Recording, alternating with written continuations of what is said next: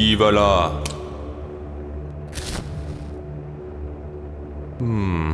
Approchez.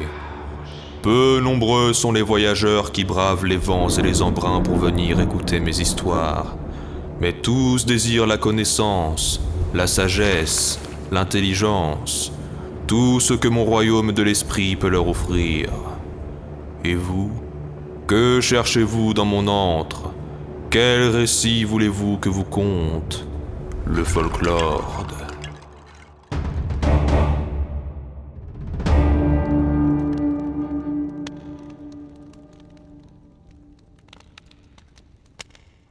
La mort, Voilà un sujet qu'on ne m'a pas soumis depuis longtemps. J'ai connu la mort, vous savez. C'était un froid soir de décembre. Erwan, le vieux charron, s'apprêtait à finir sa journée de labeur. Jamais il n'avait connu le répit des doyens du village, car sa paye allait à sa fille dans le pays de Vannes. Et alors qu'il allait reposer son marteau et son tablier, il entendit dans la lugubre nuit sonner les petites clochettes et couiner les roues d'un chariot. Une silhouette glaçante apparut alors devant le vieil artisan. Un homme au visage émacié, paré d'un long manteau en lambeaux et d'un large feutre noir qui cachait un regard froid. Il saisit sa faux montée à l'envers et descendit de son chariot. De ses lèvres sèches s'échappèrent de longs mots posés. Mes roues fatiguent. Les répareras-tu? Le brave vieillard s'arma de son marteau sans se plaindre et se mit à l'ouvrage devant le regard grave et impassible de la maigre silhouette.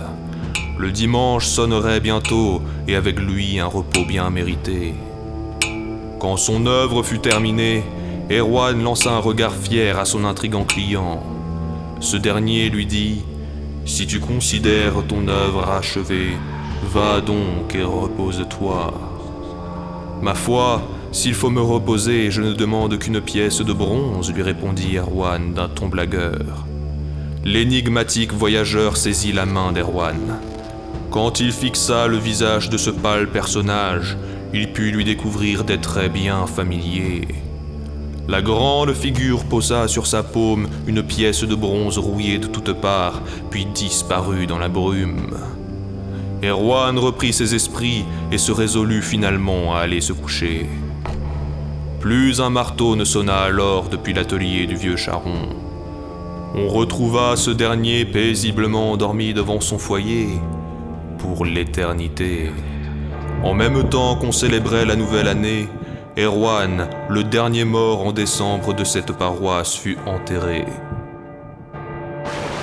Voyez-vous, camarades, ce soir d'hiver, Erwan rencontra l'Ankou, celui qui mène les âmes de nos défunts au-delà de notre monde. Et, en tant que dernier mort de l'année, le vieux charron s'est vu confier une bien triste mission.